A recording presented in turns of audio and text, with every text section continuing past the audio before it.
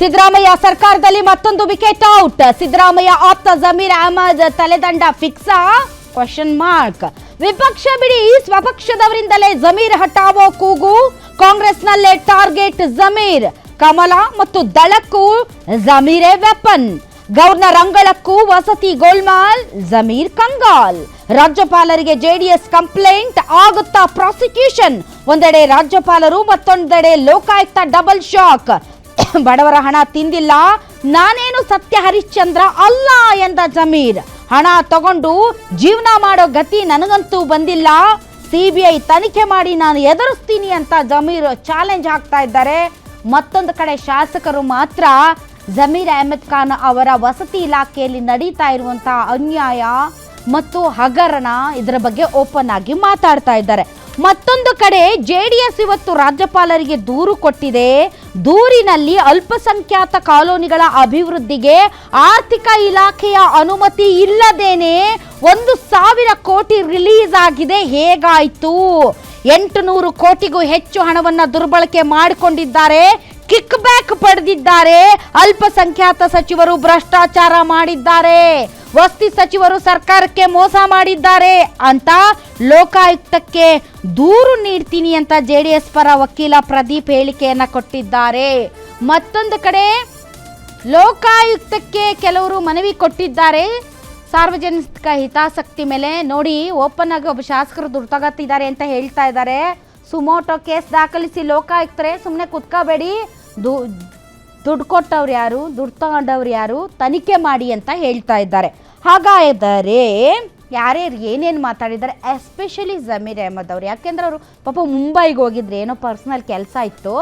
So ಇವರು we are ಪಾಟೀಲ್ರು ಆರೋಪ ಮಾಡಿದ ಮೇಲೆ 3ನೇ ದಿನನೋ 4ನೇ ದಿನನೋ ಇವತ್ತು ಸ್ವಲ್ಪ ಪುರ್ಸತ್ತಾಗಿದ್ರು ಅಂತ ಅನಿಸುತ್ತೆ.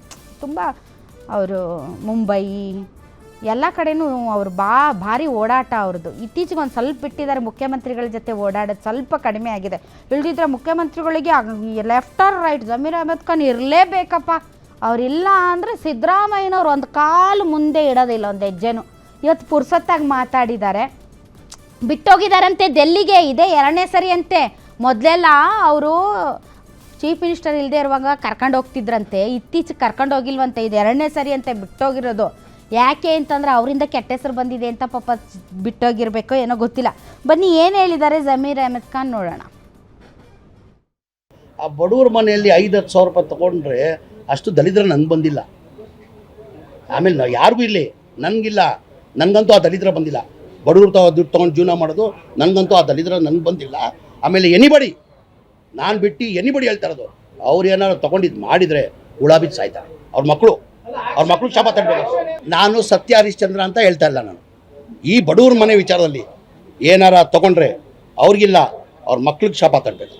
ನಾನು ಕೈವಾಡ ಇದ್ದು ನಾನು ಇನ್ವಾಲ್ವ್ಮೆಂಟ್ 100 ಹೇಳೋದು ಮುಂಚೆ ನಾನು ಕೊಡ್ತೀನಿ.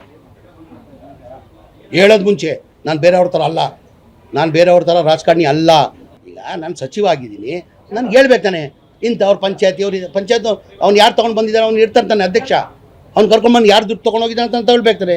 ಅವ್ರು ಬಂದು ಹೇಳ್ರೆ ಇಂಥವ್ರು ತೊಗೊಂಡಿದ್ದಾರೆ ಅಂದರೆ 24 ಗಂಟೆಲಿ ನಾನು ಕ್ರಮ ತಗೊಳ್ತೀನಿ. ವಿದಿನ್ 24 hours ನಾನೇನಾದ್ರು ಇನ್ವಾಲ್ವ್ಮೆಂಟ್ ಇದ್ದರೆ 24 ಗಂಟೆಲಿ ನಾನು ರಚನೆ ಮಾಡ್ತೀನಿ. ಜಮೀರ್ ನನಗೇನು ನೋಡಿ, Zameer very very good hearted minister. ಈ ನಮ್ಮ ಬಹಳ ಜನಗಳ ಮಂತ್ರಿಗಳ ಇದರಲ್ಲಿ ನೋಡಿದ್ರೆ ವೆರಿ ದಿಲ್ದಾರ್ ಆದ್ಮಿ.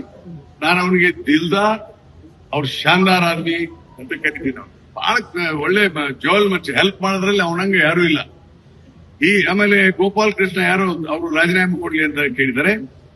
ನಾನು ಹೇಳ್ತೇನೆ, ಜಮೀರ್ ಅವರ ರಾಜೀನಾಮೆ ಕೊಡುವಂತ ಅವಶ್ಯಕತೆ ಇಲ್ಲ, ಮತ್ತು ಸರ್ಕಾರ ಇವ್ರ ಮಾತುಗಳನ್ನ ಕೇಳಿ ಅವ್ರು ತೆಗೀರಿ ಅಂತ ಹೇಳುವಂತ ಇದ್ರೂ ಕೂಡ ಇಲ್ಲ. Zameer is A good minister, very good hearted. ಯಾಕೆ ಒಂದು ಆದೇಶ ಮಾಡೋದಲ್ಲ ಸರ್ಕಾರದವರು? ಈ ದಿವಸ ಎಲ್ಲ ಮಂತ್ರಿಗಳು ವಿಧಾನಸೌಧದಲ್ಲಿ 10:30ಯಿಂದ 5:30 ಮಟ್ಟ ಸಿಗ್ತಾರ ಅಂತ ಯಾಕೆ ಮಾಡೋದಲ್ಲ? ಮಂತ್ರಿಗಳು ಮನೆಗೆ ಹೋದ್ರೆ ಇರಲ್ಲ. ಮಂತ್ರಿಗಳು ನಾವು 800 ಕಿಲೋಮೀಟರ್ ಆದಿದ್ದು ನನ್ನ ಅಧ್ಯಕ್ಷತೆಯಿಂದ ನಾವು ಬರಬೇಕಾದ್ರೆ ಇಲ್ಲಿ ಬಂದ್ರು ಯಾರು ಮಂತ್ರಿಗಳು ಸಿಗಲ್ದ ನಾನು ಹಂಗ ಹೋಗ್ಬಿಡುದು. ಆಮೇಲೆ ಆ ಮಂತ್ರಿಗಳು ವೇಟ್ ಮಾಡ್ಕೋತ ನಾ ಇಲ್ಲಿ 8 ದಿವಸ ಇಲ್ಲಿ. ಆಮೇಲೆ ಯಾರಾದ್ರೂ ಮಂತ್ರಿಗಳು ಇಲ್ಲಿ ವಿಧಾನಸೌಧ 10:30ಯಿಂದ, ನಾನು ರೆವಿನ್ಯೂ ಮಿನಿಸ್ಟರ ಸೋಮವಾರ ದಿವಸ ಪ್ರತಿ ಸೋಮವಾರ 10:30ರಿಂದ 5:00 ಮಟ್ಟ MLA ಗಳಿಗೆ ಸಿಗ್ತೀನಿ. MLA ಗಳಿಗೆ ನಮ್ಗೆ ಎಲ್ಲಾ ಜನಾನು ಹಂಗ ಹೋಗಲ್ಲಿ ಭೇಟಿ ಆಗುದಾ? MLA ನೋಡಿ, ಒಂದು ಮುಖ್ಯಮಂತ್ರಿಗಳು ಸಂಬಂಧಿಸಿ ಯಾರ್ಯಾರು ಶಾಸಕರಿದ್ದಾರೆ, ಕಾಗೇರಿ ಇರ್ಬೋದು, ಗೋಪಾಲ್ ಕೃಷ್ಣ ಅವರು ಇರ್ಬೋದು, ಅವ್ರ ಮೇಲೆ ಕರೆದು ಮಾತನಾಡ್ತಾರೆ. ಮಾತಾಡಿ ಚರ್ಚೆ ಮಾಡಿ ಅಲ್ಲಿ ಅವರ ಮತಕ್ಷೇತ್ರಗಳಲ್ಲಿ ಏನೇನು ಸಮಸ್ಯೆ ಇದೆ ಆ ಸಮಸ್ಯೆ ಪರಿಹಾರ ಮಾಡಲಿಕ್ಕೆ ಕ್ರಮ ಕೈಗೊಳ್ತಾರೆ. ಒಂದು ಕಮಿಷನ್ ಮಾಫಿಯಾಗೆ ಇವತ್ತು ಬೆಂಬಲವನ್ನು ನೀಡ್ತಾ ಇದ್ದಾರೆ. ರಾಜ್ಯದಲ್ಲಿ ಇವತ್ತು ಕಮಿಷನ್ ಮಾಫಿಯಾ ಮುಖೇನ ಇವತ್ತು ರಾಜ್ಯದಲ್ಲಿ ಇವತ್ತು ಆಡಳಿತವನ್ನ ನಡೆಸ್ತಾ ಇದ್ದಾರೆ. ಮುಖ್ಯಮಂತ್ರಿಗಳು ಎಲ್ಲವುದನ್ನು ನೋಡಿಕೊಂಡು ಕಣ್ಮುಚ್ಚಿಕೊಂಡು ಕುಳಿತುಕೊಂಡಿದ್ದಾರೆ. ಕಾರಣ ಮುಖ್ಯಮಂತ್ರಿ ಸ್ಥಾನವನ್ನ ಉಳಿಸ್ಕೋಬೇಕು. ಸಿದ್ದರಾಮಯ್ಯನವರು ತಮ್ಮ ಮುಖ್ಯಮಂತ್ರಿ ಕುರ್ಚಿಯನ್ನ ಭದ್ರಗೊಳಿಸ್ಕೊಳ್ಬೇಕು. ತಕ್ಷಣ ರಾಜೀನಾಮೆ ಒಗೆದು ಹೋಗ್ಬೇಕು ಅವರು. ಇಷ್ಟು ಜನರು ಹೇಳಿದ್ರು ಕೂಡ ರಾಜೀನಾಮೆ ಕೊಡಿ, ಅಸಮರ್ಥರಿದ್ದೀರಿ, ನೀವು ಬರೀ ಅಧಿಕಾರಕ್ಕೆ ಅಂಟಿಕೊಳ್ತಿದ್ದೀರಿ ಅಷ್ಟೇ.